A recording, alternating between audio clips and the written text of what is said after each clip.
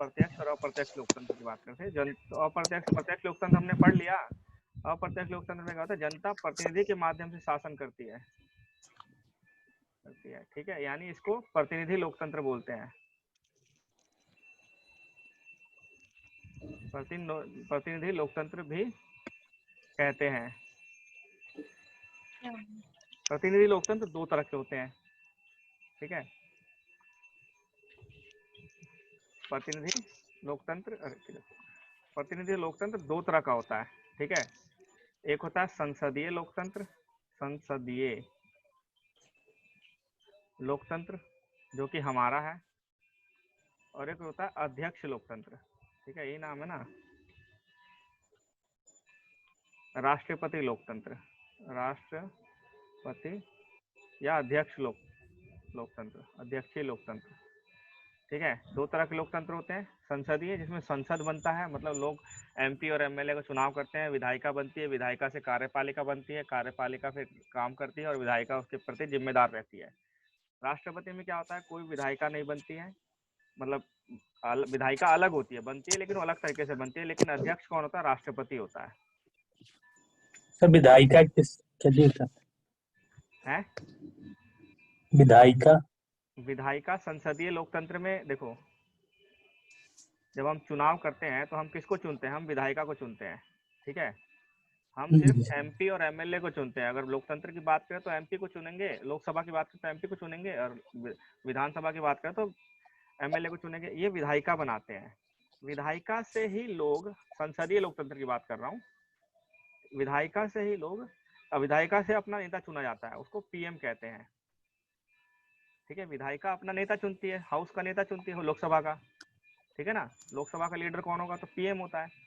लोकसभा का जो नेता होता है पीएम, फिर वो विधायिका से ही 2-3 बंदों, जितना चाहिए उसको उतना लोगों को बुला के अपने पास रखता है और कार्यपालिका बनाता है। ये कार्यपालिका हो गई, और न्यायपालिका अलग होती है। ठीक है, तो संसदीय में विधायिका और कार्यपालिका में बहुत ज्यादा समन्वय होता है। ठीक है ना, क्योंकि यही लोग इधर काम कर रहे हैं और ये इसके सदस्य भी है। कार्यपालिका बन गए लेकिन सदस्य तो विधायिका के रहेंगे ना।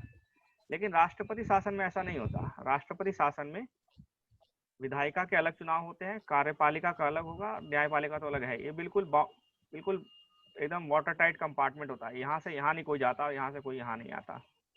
ठीक है, कोई आवाजाही नहीं होती इसमें। विधायिका के अलग चुनाव होते हैं, और कार्यपालिका का मतलब राष्ट्रपति का चुनाव होता है जब, तो सिर्फ एक बंदे का चुनाव होता है, राष्ट्रपति का। राष्ट्रपति अपनी मर्जी से किसी को भी अपने साथ मंत्री बना सकता है, चाहे वो कोई कंपनी का मालिक हो या कोई मैनेजर हो, किसी को भी उठा के नए बाहर से अपने पास रख सकता है। ठीक है, मंत्री बना सकता है उसको राष्ट्रपति। वो विधायिका से नहीं लेता लोगों को, विधायिका के सदस्य को नहीं लेता मंत्री बनाने के लिए। कार्यपालिका में किसको लेता है, वो किसी को भी ले लेता अपनी मर्जी से। ठीक है, इस केस में फायदा क्या होता है कि वो बड़े अच्छे लोग, जैसे अगर उसको विज्ञान में किसी को मंत्री बनाना है, साइंस एंड टेक्नोलॉजी का, तो किसी अच्छे वैज्ञानिक को लेता है वो। और यहाँ पे तो ऑप्शन ही नहीं है, जो विधायिका है में है उसी में से लेना पड़ेगा किसी को उसको। ठीक है ना, तो यहाँ उसको एकदम अच्छा स्पेशलिस्ट मिल जाता है, उसको यहाँ स्पेशलिस्ट नहीं मिलता। तो ये अंतर है दोनों में। विधायिका यहाँ अलग होती है, कार्यपालिका अलग होती है, न्यायपालिका तो अलग है ही। लेकिन अपने संसदीय में विधायिका और कार्यपालिका एक नहीं होती, लेकिन हाँ समन्वय होता है दोनों में, क्योंकि विधायिका के ही सदस्य कार्यपालिका में बैठ रहे हैं। समझ गया ना इस चीज को। तो अप्रत्यक्ष लोकतंत्र हो गया आपका। अब है उसके बाद दो प्रकार के होते हैं, संसदीय और राष्ट्रपति। पढ़ लिए हम। भारतीय संविधान में संसदीय लोकतंत्र की व्यवस्था है। प्रतिनिधि लोकतंत्र है, और कौन सा, संसदीय लोकतंत्र की व्यवस्था है, जिसमें कार्यकारिणी यानी कार्यपालिका अपनी सभी नीति और कार्यों के लिए विधायिका के प्रति जवाबदेह होती है, क्योंकि वो सदस्य विधायिका से ही गए थे और काम कर रहे हैं, तो विधायिका जो होगी उनको हटा सकती है, तो जवाबदेही रहते हैं। जवाबदेही कौन सी जवाबदेही होती है, किस तरह की जवाबदेही होती है, जो जिसमें कि सबको एक साथ डूबते हैं और सब एक साथ तैरते हैं, क्या तो उसको वर्ड बोलते हैं, भूल गया, क्वेश्चन पूछा था, याद नहीं आ रहा। क्या चीज, नौ बोलते थे नाव की तरह होती है, लेकिन सामूहिक जवाबदेही। ठीक है, सामूहिक जवाबदेही होती है। एक नाव की तरह होती है जो इकट्ठे तैरती है और इकट्ठे डूबती है। अगर तैर रही है तो इकट्ठे तैरती रहेगी, और डूबेगी तो सब डूबेंगे जो नाव में है। तो कार्यपालिका उसी नाव की तरह होती है, सभी जवाबदेह होते हैं। पूरी कार्यपालिका विधायिका के प्रति जवाबदेह होती है। तो इसके बाद क्या है हमारे यहाँ? वयस्क मताधिकार, सामयिक चुनाव मतलब समय समय पर चुनाव, कानून की सर्वोच्चता, न्यायपालिका की स्वतंत्रता, भेदभाव का अभाव, भारतीय राज्य व्यवस्था की लोकतांत्रिक के लक्षण है। ये तो है, ये तो पता ही है आप लोगों को, हमारे यहाँ वयस्क मताधिकार है, ये सब चीजें। संविधान की प्रस्तावना में लोकतांत्रिक शब्द का इस्तेमाल वृहद रूप से किया गया है, जिसमें न केवल राजनीतिक लोकतंत्र की बात करते हैं बल्कि सामाजिक और आर्थिक लोकतंत्र भी शामिल है। राजनीतिक लोकतंत्र का मतलब क्या हुआ कि वोट डालना है और जनता शासन कर रही है प्रतिनिधि चुन के, ठीक है। लेकिन फिर सामाजिक और आर्थिक लोकतंत्र क्या हुआ? फिर डॉक्टर अंबेडकर ने क्या कहा था?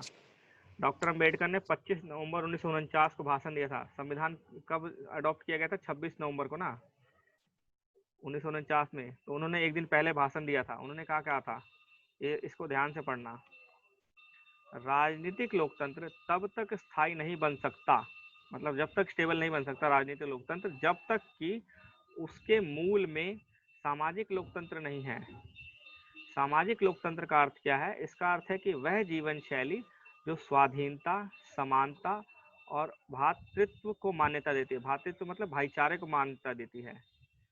स्वाधीनता, समानता और भ्रातृत्व को मान्यता देती है। स्वाधीनता, समानता और भ्रातृत्व के सिद्धांत को अलग से एक त्रय के रूप में नहीं देखा जाना चाहिए, इकट्ठे है। ये आपस में मिलकर एक त्रय की रचना इस अर्थ में करते हैं कि यदि इनमें से एक को भी अलग कर दिया जाए तो लोकतंत्र का उद्देश्य ही पराजित हो जाता है, ठीक है। लोकतंत्र का मतलब क्या होता है कि सभी लोग मिलकर शासन करें, ये तो राजनीतिक अर्थ हो गया ना। लेकिन किस लिए शासन करें, ठीक है, किस लिए शासन करें, उनको सिद्धांत क्या होना चाहिए? तो सिद्धांत उन्होंने बताया था, सामाजिक लोकतंत्र का सिद्धांत क्या बताया था उन्होंने? स्वाधीनता, समानता और भ्रातृत्व मतलब भाईचारा, ये चीजें होनी चाहिए। अगर इनमें से एक भी नहीं हुआ तो जो लोकतंत्र है उसका उद्देश्य मतलब उसका मतलब ही खत्म हो जाएगा। आगे क्या बोला उन्होंने? स्वाधीनता को समानता से अलग नहीं किया जा सकता और समानता को स्वाधीनता से अलग नहीं किया जा सकता। दोनों को एक दूसरे से अलग नहीं कर सकते। स्वाधीनता का मतलब हो गया स्व अधीनता, स्व मतलब खुद और अधीनता मतलब अधीनता। तो स्वाधीनता जो है उसको, स्वाधीनता का मतलब एक तरह से स्वतंत्रता हो गया, उसको समानता से अलग नहीं कर सकते हो। आपको समान, सभी लोगों को समान समझोगे तभी आपकी स्वाधीनता आगे समझ में आएगी। स्वाधीनता ही तो स्वतंत्रता हुआ ना। हाँ वही बोल रहा हूँ ना, एक तरह से इंडिपेंडेंस। स्वतंत्रता हुआ। हाँ। एक तरह से स्वाधीनता का मतलब ही स्वतंत्रता हुआ, आप अपनी मर्जी से काम कर रहे हो, ठीक है, अपने अधीन हो, आप किसी और के अधीन नहीं हो, ठीक है। तो स्वाधीनता को अलग, एक दूसरे से अलग नहीं किया जा सकता। उसी प्रकार स्वाधीनता और समानता को भ्रातृत्व यानी बंधुत्व से भी अलग नहीं किया जा सकता, ठीक है। समानता को भ्रातृत्व से भी अलग नहीं किया जा सकता। ये तीनों शब्द, इस तीनों चीजें इकट्ठे चलेंगे तभी लोकतंत्र बना रहेगा। समानता के अभाव में स्वाधीनता का कोई कुछ का आधिपत्य अनेक पर स्थापित करने की स्थिति बनेगी।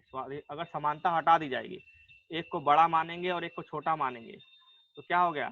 इसमें इसकी स्वाधीनता खत्म हो गई, ठीक है। अगर एक बड़ा हो गया, कोई व्यक्ति अपने आप को बड़ा समझ रहा है, समानता नहीं है, अगर उसमें उस समाज में समानता नहीं है, और एक व्यक्ति दूसरे व्यक्ति से बड़ा है, बड़ा मतलब कद में नहीं, सामाजिक कद में, आर्थिक और सामाजिक कद में अगर ये बड़ा है तो ये छोटा है उससे, तो क्या मतलब इसका दबाव इसके ऊपर आ गया, तो इसकी स्वाधीनता खत्म हो गई। तो समानता खत्म करते ही स्वाधीनता खत्म हो गई, ठीक है ना। तो स्वाधीनता और समानता एक साथ चलेंगी, और समानता बिना स्वाधीनता के व्यक्तिगत पहल और उद्यम को समाप्त कर देगी, ठीक है। मतलब इसका मतलब क्या हुआ? व्यक्तिक पहल या उद्यम को समाप्त कर देगी। इसका मेरे को हिंदी नहीं पता, ठीक है, आप ढूंढना हिंदी के, आप स्टूडेंट हो। उसके बाद क्या है, इसी संदर्भ में सर्वोच्च न्यायालय ने क्या कहा था? 1997 में व्यवस्था दी, संविधान एक संपूर्ण समत्वपूर्ण सामाजिक व्यवस्था की स्थापना का लक्ष्य रखता है। संविधान जो है वो समत्वपूर्ण सामाजिक व्यवस्था की स्थापना का लक्ष्य रखता है, जिससे कि प्रत्येक नागरिक को भारत गणराज्य के सामाजिक और सर्व आर्थिक लोकतंत्र में सामाजिक, आर्थिक और राजनीतिक न्याय प्रदान किया जा सके, ठीक है। तो जो हमारा जो संविधान है, प्रस्तावना है, उसमें जो लोकतांत्रिक शब्द है, उस शब्द का सिर्फ ये मतलब नहीं है कि राजनीतिक लोकतंत्र, आपको सिर्फ वोट डालने का अधिकार है। उस लोकतांत्रिक का मतलब है कि सभी समान हैं, सबका वोट बराबर है। सबको वोट डालने का अधिकार तो है, लेकिन सबका वोट बराबर है, ठीक है, समाज में सभी लोग बराबर रहेंगे और आर्थिक बराबरी भी उसमें बोली गई है। ठीक है, तो लोकतंत्र का मतलब सिर्फ राजनीतिक लोकतंत्र नहीं होता, सामाजिक और आर्थिक लोकतंत्र भी होता है। ठीक है, तो इस लोकतंत्र का ये मतलब था प्रस्तावना में। अब आगे है शब्द गणतंत्र, इसका मतलब क्या है प्रस्तावना में। अब गणतंत्र के ऊपर मैंने क्वेश्चन पूछा और कईयों ने गलत जवाब दिया, मैंने जबकि इसको इतना बार डिटेल में बता रखा है। गणतंत्र का मतलब होता है कि जो राज्य का प्रमुख होगा, राज्य का प्रमुख होगा वो चुना इसमें जाएगा। राष्ट्रपति करता है। हाँ जी, चुना जाएगा। ठीक है, राज्य का जो प्रमुख होगा उसको चुना जाएगा। चुन के आएगा वो। अब ये कैसे चुन के आएगा वो नहीं, वो अलग चीज है। हमारे देश में ये अप्रत्यक्ष रूप से आता है। कौन होता है हमारे देश में राज्य का प्रमुख? राष्ट्रपति। राज्य मतलब मैं इंडिया की बात कर रहा हूँ यहाँ पे। ठीक है, ठीक है, राज्य मतलब इंडिया की बात कर रहा हूँ यहाँ पे, देश की। तो इसका प्रमुख कौन है? राष्ट्रपति। और इसका चुनाव होता है राष्ट्रपति का, अप्रत्यक्ष रूप से होता है। तो मतलब हमारा देश है वो गणतंत्र है। ठीक है, जिस राज्य का, जिस देश का प्रमुख जो होता है चुन के आता है वो गणतंत्र होता है। और अगर मैं ब्रिटेन की बात करूँ, ये भारत हो गया, और मैं अगर ब्रिटेन की बात करूँ, ब्रिटेन में क्या होता है? जिस राज्य का प्रमुख कौन होता है? राजा। हाँ, राजा। राजा या रानी या उसका उत्तराधिकारी। और कैसे चुना जाता है उसको? उत्तराधिकारी के बेस पे चुना जाता है। ठीक है ना, कोई चुनाव नहीं होता उसमें, उत्तराधिकारी कौन है वही बनता है। तो ये गणतंत्र नहीं है, ये गणतंत्र नहीं है। ठीक है, हमारा देश गणतंत्र है। तो गणतंत्र दिवस कब मनाया था? 26 जनवरी 1950 को। सैल्यूट किसको देते हैं? सैल्यूट जो देते हैं किसको देते हैं इस दिन? राष्ट्रपति को देते हैं। राष्ट्रपति। राष्ट्रपति। ठीक है, भाषण कौन देता है? राष्ट्रपति देता है। प्रधानमंत्री नहीं आता लाल किले से भाषण देने, राष्ट्रपति देते हैं। ठीक है, तो गणतंत्र का मतलब होता है राज्य का प्रमुख जो भी होगा वो चुना जाएगा और वो अप्रत्यक्ष रूप से हमारे यहाँ चुना जाता है। ठीक है ना, तो एक समझा तो चुके हैं, लेकिन बात यह है कि आप समझो उस चीज को। गणतंत्र का मतलब क्या हुआ? एक लोकतांत्रिक राज्य व्यवस्था के दो वर्गों में बांटा जा सकता है। एक लोकतांत्रिक अगर कोई राज्य व्यवस्था है तो दो वर्ग होते हैं, जैसे कि ब्रिटेन और भारत, राजशाही लोकतंत्र और गणतंत्र लोकतंत्र। ठीक है, एक लोकतांत्रिक व्यवस्था है उसको दो वर्गों में बांटा जा सकता है, राजशाही और गणतंत्र। राजशाही में क्या होता है? राज्य का प्रमुख आमतौर पर राजा या रानी या उसका उत्तराधिकारिता के माध्यम से पद पर आसीन होता है, जैसा कि ब्रिटेन में। वहीं गणतंत्र में क्या होता है? राज्य का प्रमुख हमेशा प्रत्यक्ष या अप्रत्यक्ष रूप से एक निश्चित समय के लिए चुन कर आता है, जैसे अमेरिका या भारत। ठीक है, प्रत्यक्ष हमारे यहाँ अप्रत्यक्ष रूप से आता है, और अमेरिका में कैसे आता है? प्रत्यक्ष रूप से चुन के आता है वो। अमेरिका में राष्ट्रपति का चुनाव प्रत्यक्ष रूप से होता है, हमारे यहाँ अप्रत्यक्ष रूप से होता है। इसलिए भारतीय संविधान की प्रस्तावना में गणतंत्र का अर्थ है कि भारत का प्रमुख अर्थात राष्ट्रपति चुनाव के जरिए सत्ता में आता है और उसका चुनाव 5 वर्ष के बाद होता है अप्रत्यक्ष रूप से। अब गणतंत्र में दो और बातें शामिल हैं कि पहली बात क्या है? राजनीतिक संप्रभुता किसी एक व्यक्ति जैसे राजा के हाथ में होने के बजाय लोगों के हाथ में होती है।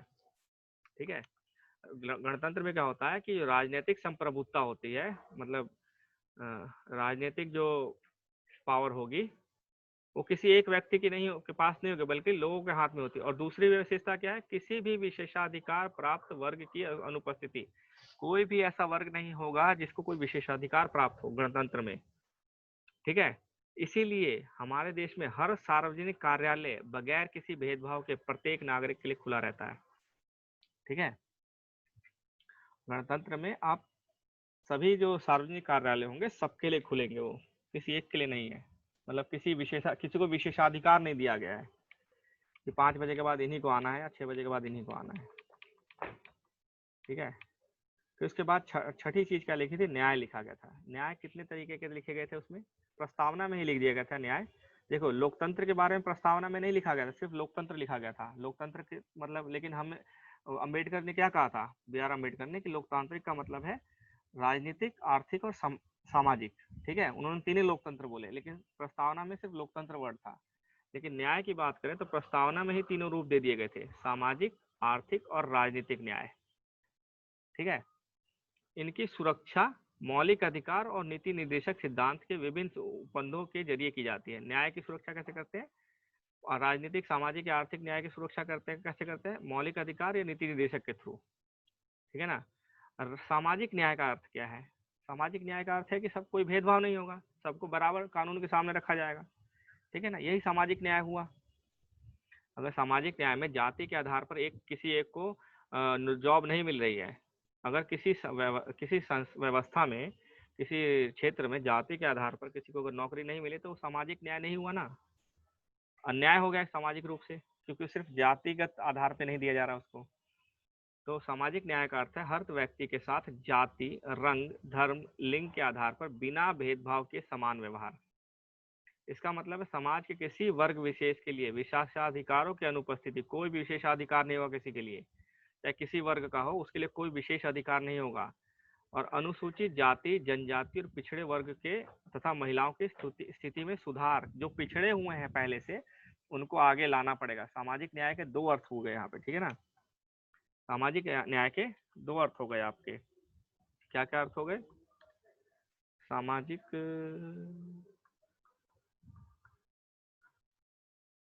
न्याय, ठीक है, पहला तो कोई भेदभाव नहीं होगा। ठीक है, पहला दो अर्थ हो गए कि भेदभाव ना होना। ठीक है, और दूसरा अर्थ क्या हो गया? जो पिछड़ा हुआ है, पिछड़े हुए को बढ़ावा देना। तो ये भेदभाव नहीं होता। पिछड़े हुए को बढ़ावा देने का मतलब ये नहीं कि हम भेदभाव कर रहे हैं, जो अगड़े हैं, जो आगे हैं उनके साथ भेदभाव कर रहे हैं, इसका ये मतलब नहीं होता। पिछड़े हुए को बढ़ावा देना, इसका मतलब ये नहीं होता कि हम अगले जो पिछड़े हुए नहीं है उनके साथ भेदभाव कर रहे हैं। इसका मतलब ये होता है कि हम तराजू में दोनों पलड़ों को बराबर कर रहे हैं। ठीक है, तराजू में दोनों पलड़ों को बराबर करेंगे, फिर हम भेदभाव की बात करेंगे। पहले दोनों पलड़ों को बराबर करना है, उसके बाद भेदभाव होगा। भेदभाव नहीं होना, उसके बाद देखा जाएगा। ठीक है ना। पिछड़े हुए कौन से हैं? अनुसूचित जनजाति, ठीक है, अनुसूचित जनजाति, जाति और जनजाति, फिर महिलाएं, ये सब हैं जो पिछड़े हुए हैं, तो इनको बढ़ावा देना है इनको। ठीक है, ये सामाजिक न्याय हो गया। ये दूसरा क्या था हमारा? आर्थिक न्याय।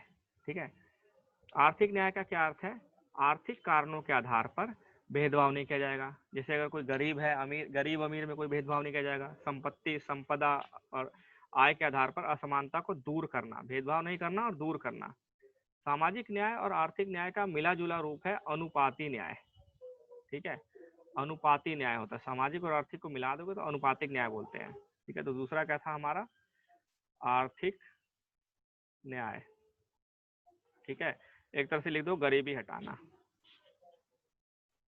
गरीबी हटाना, गरीबी हटाना। ठीक है, इसका मतलब सीधा सीधा यही हो गया। तीसरा क्या हो गया आपका?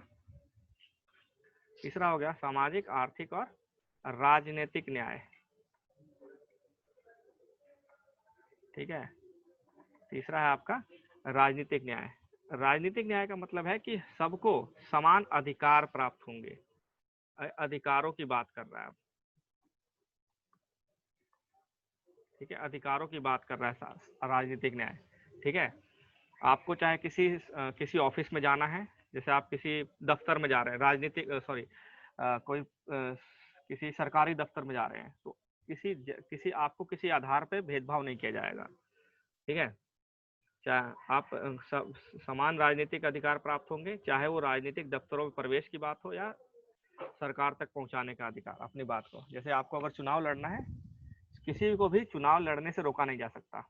ठीक है, किसी को भी चुनाव लड़ने से रोका नहीं जा सकता। उसका राजनीतिक अधिकार है वोट देना और वोट पाना। चुनाव, मतदान करना या चुनाव लड़ना। आप राष्ट्रपति पद के लिए भी चुनाव लड़ सकते हो। ठीक है, अगर वो क्राइटेरिया पूरा कर रहे हो तो आप उसके लिए भी चुनाव लड़ सकते हो, किसी को रोका नहीं जाएगा इसमें। तो हमारा संविधान है तीन तरह के न्याय की बात करता है, सामाजिक, आर्थिक और राजनीतिक। इन दोनों न्याय को मिलाकर बोलेंगे तो अनुपाती न्याय होता है। ठीक है, तो ये आपके तीन न्याय हो गए।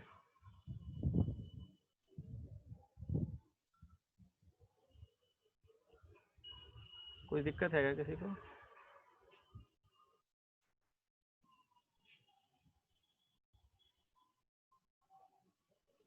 ठीक है,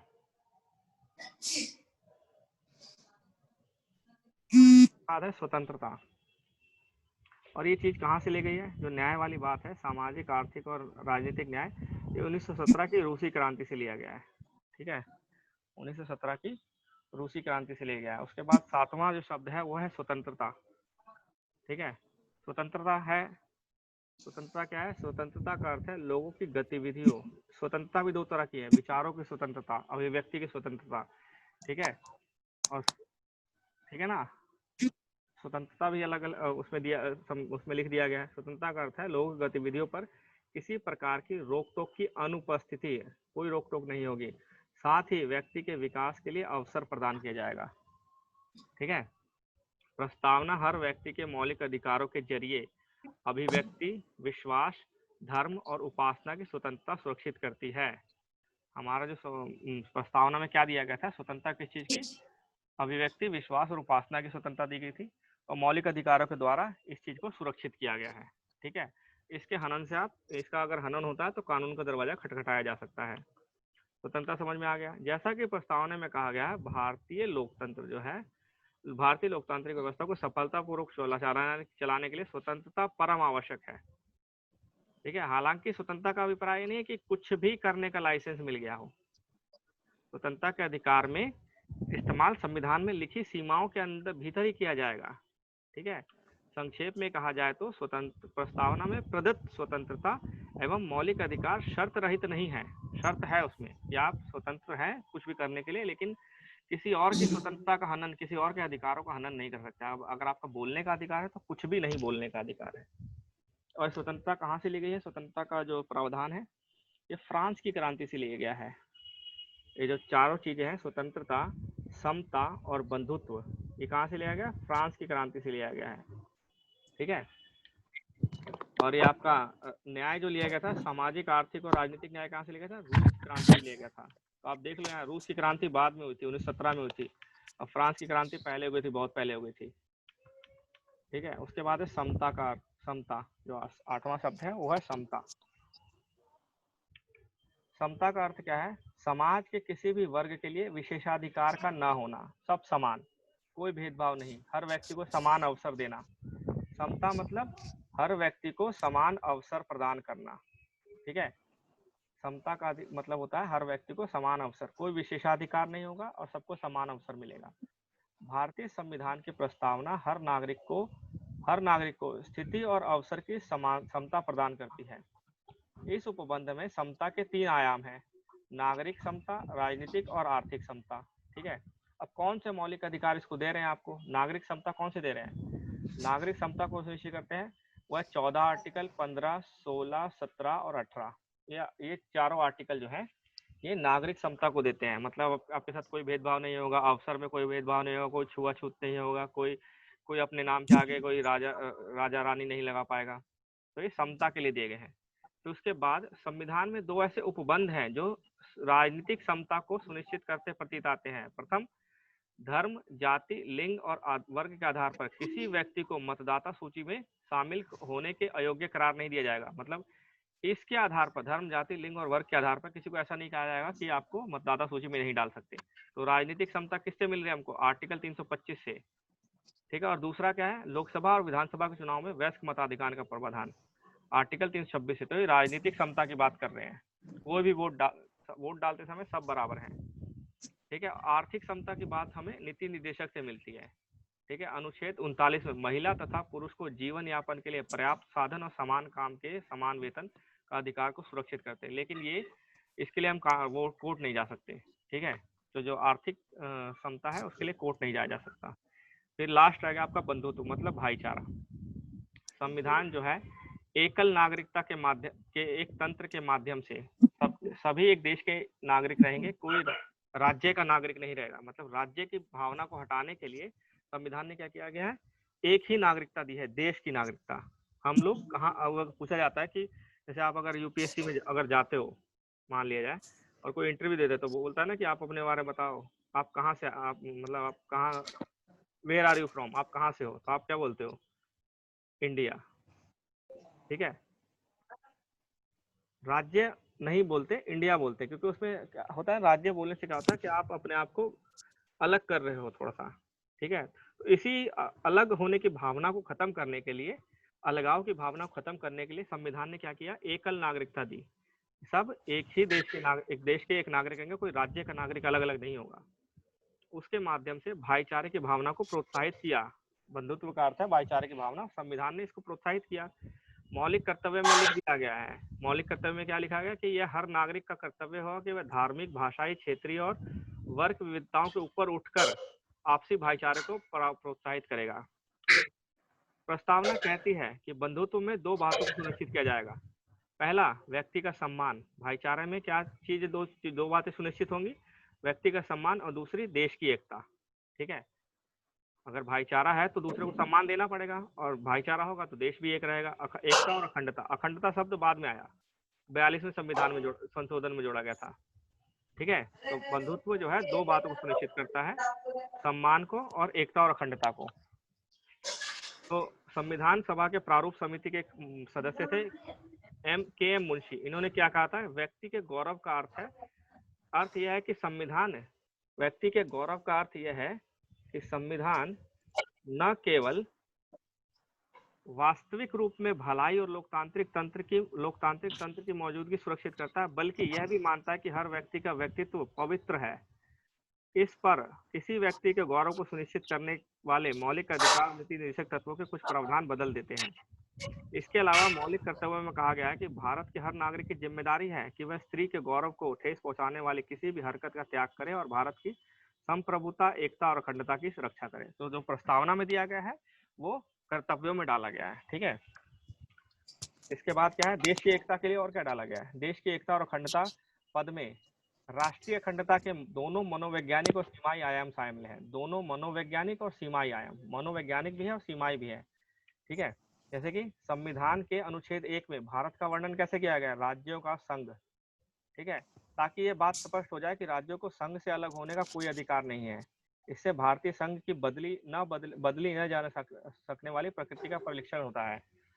इसका उद्देश्य राष्ट्रीय अखंडता के लिए बाधक सांप्रदायिकता, क्षेत्रवाद, जातिवाद, भाषावाद और इत्यादि जैसे बाधाओं को पार पाना है। ठीक है,